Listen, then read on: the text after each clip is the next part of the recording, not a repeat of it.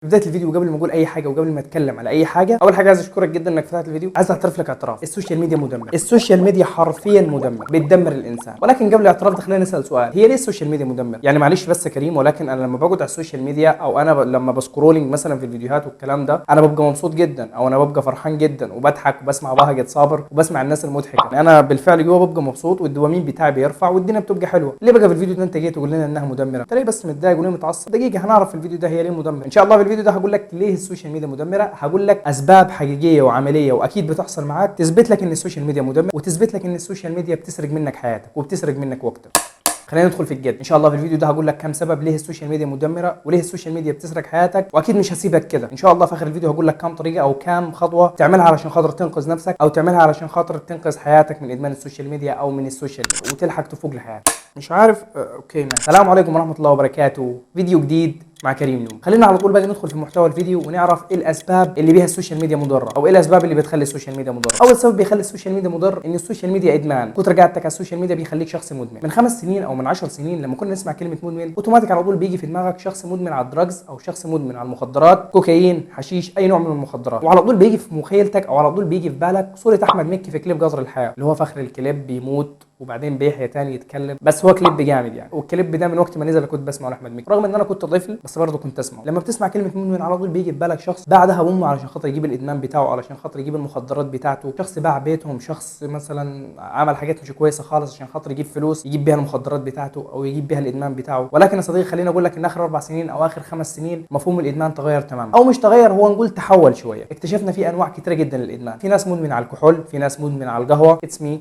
في ناس مدمنه على البورنو ده، والموضوع ده ان شاء الله هنتطرق فيه في فيديو لوحده او سلسله فيديوهات ان شاء الله. في ناس مدمنه على السوشيال ميديا، وهو ده موضوع النهارده، ادمان السوشيال ميديا. كتر قعدتك على التليفون او كتر قعدتك على الفيديوز بتاعت السوشيال ميديا بتخليك شخص مدمن. واضرار الادمان انك بتبقى مدمن للحاجه انت عايز تبطلها ولكن انت مش قادر تبطلها علشان انت مدمن عليها. يعني مثلا تجربتي انا مع ادمان السوشيال ميديا، انا خدت فتره في حياتي تقريبا 5 6 شهور كده او ممكن سنه كنت مدمن على السوشيال ميديا جدا. كنت اقعد حرفيا اليوم كله على السوشيال ميديا، وبالاخص انا كنت مدمن على الافلام والمسلسلات. كنت بحب الافلام والمسلسلات. عايز اقول لك حته خصوصيه شويه، انا مسلسل لا كازا دي بابل الاسباني انا سمعت سيزون 1 كله في يوم واحد، سمعت 13 حلقه في يوم واحد. حرفيا انا كنت شخص بستنفذ نفسي، كنت في الحماده خالص، بس الحمد لله تعافيت من الموضوع ده. قبل ما تنام في حته كده من الضمير بتاعك بيأنبك، بيقول لك انت ما عملتش حاجه مفيده او انت ما عملتش اي حاجه في حياتك غير انك قعدت على السوشيال ميديا. طب ايه، مش هتبدا تعمل حاجه؟ فتقول خلاص ان شاء الله بكره هبدا اعمل حاجه على طول. يجي بكره لانك شخص مدمن على السوشيال ميديا وما تقدرش تعيش من غير التليفون او ما تقدرش تعيش من غير السوشيال ميديا، فيجي بكره وتقعد على السوشيال ميديا تاني، ويجي بالليل وتكتشف انك ما عملتش حاجه فتأنب ضميرك، والسلسله ما بتخلصش دي.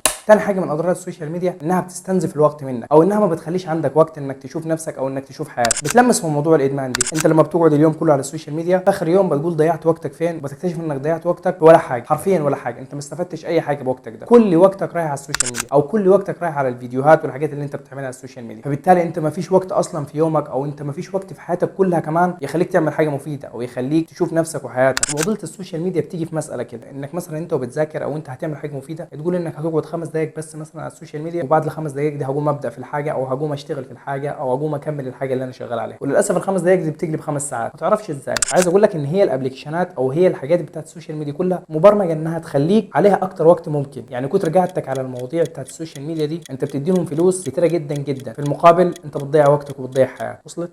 الضرر الثالث من اضرار السوشيال ميديا او الحاجه الوحشه من السوشيال ميديا رقم 3 انها بتخليك شخص متوحد. خليني اقول لك تعريفي البسيط جدا، او خليني اقول لك التوحد بتبقى عامله ازاي او ايه هو المتوحد اساسا من وجهه نظري. طبعا انا بالنسبه لي المتوحد ده شخص على طول قاعد في بيتهم، على طول قاعد في منطقه معينه كده زي في اوضته او زي في الكورنر بتاع البيت، ما بيتكلمش مع اي حد. برضه لما بيطلع بره ما بيعرفش يتعامل مع اي حد او ما بيرضاش انه يتعامل مع اي حد. دايما كده بتلاقيه شخص مع نفسه، يعني في القهوه بتلاقيه قاعد مع نفسه، في السكشن او في المحاضره او في الكليه بتلاقيه برضه قاعد مع نفسه، هو مش عارف يتعامل مع الناس. وفي نوعين من المتوحدين، في نوع بيبقى ذكي جدا جدا جدا لدرجه انه مفيش حد بيفهمه فبيقعد لوحده، وفي نوع هو مش عارف اصلا يتعامل مع الناس او هو مش عارف يتاقلم مع الناس. كتر قعدتك على السوشيال ميديا بقى بتخليك الشخص ده، الشخص المتوحد. انت مش بتعرف تتعامل اصلا او انت مش بتعرف تتاقلم مع الناس. عايز اقول لك ان كتر قعدتك على السوشيال ميديا برضو بتاثر على العلاقات الحقيقيه في حياتك. كل العلاقات بتاعت السوشيال ميديا او العلاقات اللي بتبقى في حياتك ميبي بتبقى علاقات فيك او اللي هي علاقات عبر الشاشه بس، شاشات بس. ده بيقلل من العلاقات الحقيقيه في حياتك. يعني خليني اسالك سؤال، انت امتى اخر مره قعدت مع ناسك؟ امتى اخر مره قعدت مع اصحابك؟ تقريبا ممكن يكون من فتره انت ما قعدتش معاهم ودايما بتقعد على التليفون. فكتر علاقاتك على السوشيال ميديا او كتر علاقاتك اللي هي عبر شاشات بس بتقلل علاقاتك الحقيقيه، بتقلل العلاقات اللي في حياتك اللي هي زي ابوك، امك، صحابك، ناسك، حبايبك، قرايبك. ممكن تقعد شهر واثنين وثلاثه ما تشوفهم وانت قاعد على السوشيال ميديا كل يوم حرفيا.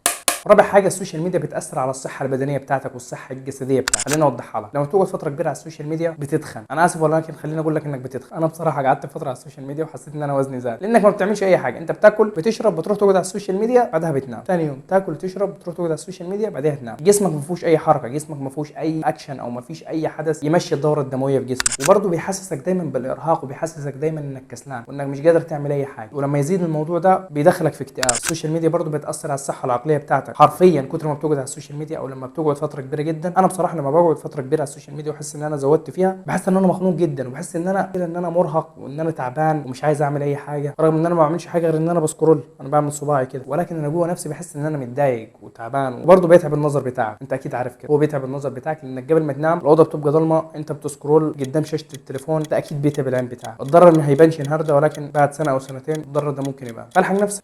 النقطة دي مضحكة والله. كتر قعدتك على السوشيال ميديا بيزود الاكسبريشن بتاعك او بيزود التوقعات بتاعك، ولما تنزل على ارض الواقع بتنصدم، حرفيا بتنصدم. كتر العلاقات الكمالية او العلاقات اللي احنا ما بنشوفش فيها اي غلط على السوشيال ميديا، اللي هو الحبيب اللي بيبقى غني جدا واللي بيبقى عربيات، اقل عربية بوجاتي، ايفونات، 3 مليون فولورز، وهي برضه بتبقى ما شاء الله عليها غنية محترمة متدينة انفلونسر واندبندنت وومن. تبقى اندبندنت وومن في نفس الوقت بتتكسف من اي حد ما تعرفش ازاي، ولكن كتر رؤيتك للحاجات دي على السوشيال ميديا ده بيزود الاكسبريشن بتاعك. فانت بالنسبة لك الشخص اللي هترتبط بيه او الشخص اللي هيجي يخطبك لازم يبقى بادي بيلدينج، يبقى جسمه بيج رامي، لازم يبقى غني جدا ايلون ماسك، لازم يبقى على الاقل على السوشيال ميديا عنده 3 مليون فولورز، شخص انفلونسر، شخص مؤثر، حبوب، لازم تبقى فيه كل الصفات دي. وانت كذلك لو شاب زي ما قلت لازم تبقى متدينه محترمه اندبندنت وومن، مكسوفه معايا انا بس، خجوله معايا انا بس، تهزر معايا انا بس. فانت كده بترفع التوقعات بتاعتك. لما تيجي ترتبط حرفيا انت بتتعب، يعني حرفيا بتتعب انت او انت اكيد بتتعب بالواقع، لان الواقع مش زي ما انت متخيل او مش زي اللي انت بتشوفه على الشاشات. اللي انت بتشوفه على الشاشات ده هم اللي عايزين يوريهولك، ولكن هو مش حقيقي او هو مش بيحصل في العالم الواقع. فكتر قعدتك على السوشيال ميديا بيعلي الاكسبريشن بتاعك في كل حاجه في حياتك حرفيا. لما تنزل الارض الواقع والحياه بتاعتك تحس ان غير السوشيال ميديا خالص، فتخش بقى بدوامه الاكتئاب والخنقه وتبقى كاره نفسك كمان.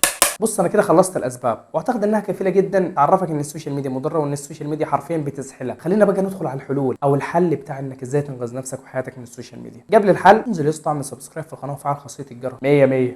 اول حل واهم حل وحرفيا اهم حل، بص يا اسطى اسمع البوينت دي او اسمع الحل الاول ده واقفل الفيديو. انا بالنسبه لك كده هكون اديت هدف. اول حل ده اهم حل حرفيا. اول حل وهو انك تعمل خطه لحياتك، بمعنى انك تشوف حياتك انت عايز تعمل ايه، انت نفسك تعمل ايه. خلينا نجيبها من الاول. انت ليه بتفتح السوشيال ميديا؟ بتفتح السوشيال ميديا عشان ملان، قاعد في المواصلات ملان، قاعد مع ناسك تجمع عائلي بتحس انك ملان واللي بيقولوه ده اي هاري، وبالمناسبه هو مش هاري خالص. بتحس انك عايز تعمل اي حاجه كده غير انك تفكر او غير انك تقعد مع نفسك، انت اللي بتفتح السكرولنج بتاع السوشيال ميديا او بتفتح السوشيال ميديا. تخيل بقى انك تشغل نفسك او انك تعمل خطه لحياتك، تقول مثلا ان في هدف انك عايز توصل له او عايز تتعلم حاجه، فانت كده ما هتبقاش ملان، فبالتالي انت مش هتفتح السوشيال ميديا اساسا لانك اوريدي معاك هدف او معاك حاجه عايز تعملها. النقطه دي مهمه جدا. لو شغلت نفسك بحاجه تعملها مش هتدخل على السوشيال ميديا خالص. لو في المواصلات اسمع بودكاست، اقرا كتاب، اي حته بتكون فيها فاضي او اي حته بتحس انك عايز تفتح السوشيال ميديا وتسكرول عليها والدوامه دي، حمل كتاب PDF وابدا اقرا فيه. انت كده شغلت نفسك، انت كده في حاجه بتعملها او في حاجه بتعملها لحياتك. الخلاصه انك بتبقى مشغول، بتبقى اصلا مش فاضي للسوشيال ميديا. انا والله بتحصل معايا ساعات بحس ان انا نسيت ان انا اصلا انه في سوشيال ميديا، يعني حرفيا انا نسيت ان انا اقعد على السوشيال ميديا اساسا. وهي دي اهميه انك تعمل خطه لحياتك، انت بتشغل نفسك فبالتالي انت مش بتقعد على السوشيال ميديا اساسا. انما زي ما قلت لك انت بتقعد على السوشيال ميديا لما بتبقى فاضي بس.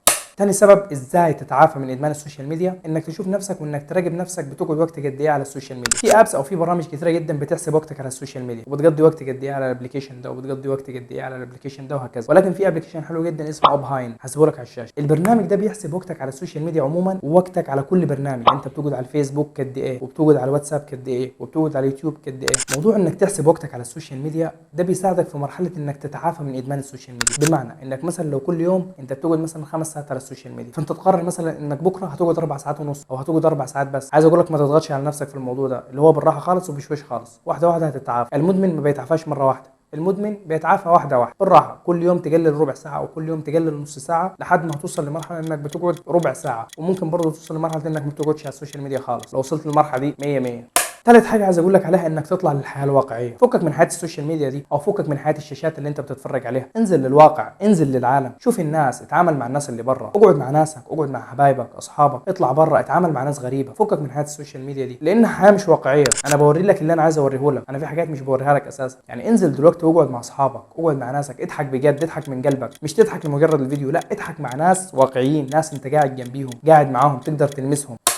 رابع حل واخر حل في انك ازاي تتعافى من ادمان السوشيال ميديا، انك حتى لو بتقعد على السوشيال ميديا ان شاء الله يكون بتقعد وقت قليل، تابع ناس كويسه، ناس مفيده. النقطه دي حلوه جدا، انك لما تفتح التليفون بتاعك الناس اللي انت بتشوفهم او الناس اللي انت بتتفرج عليهم ناس بتقدم قيمه لحياتك، ناس بتطور من حياتك، ناس بتطور من شخصيتك، من تعاملك مع الناس. ده بقى بيخلي السوشيال ميديا مفيده بالنسبه لك مش مضره، لان انت لما بتفتح السوشيال ميديا بتستفاد. لو عايز تستفاد طبعا سبسكرايب في القناه وفعل خاصيه الجرس. انا كده خلصت وقلت لك الاسباب اللي ليه السوشيال ميديا مضره، وبرضه قلت لك كم حل ازاي تتعافى من السوشيال ميديا. يا صديقي بكل صراحه انك والله لو طبقت شويه الحلول اللي انا قلت لك عليها دي في خلال شهر او اقل من شهر، انت ما هتبقاش في حياتك سوشيال ميديا اساسا، وانت هتبقى شخص رياليتيف او شخص واقعي، شخص بتعيش الحياه الواقعيه، شخص بتعيش اليوم بيومه، شخص بيبقى عندك نضج، مش بيبقى مجرد شاشات. انا كده خلصت، يا رب تكون استفدت، ولو استفدت ما تنساش تسبسكرايب في القناه وتفعل خاصيه الجرس. في الاخر thank you very much for watching and see you soon يا برو. ايه يا اسطى، سبسكرايب في القناه وفعل خاصيه الجرس. 100 100. سلام.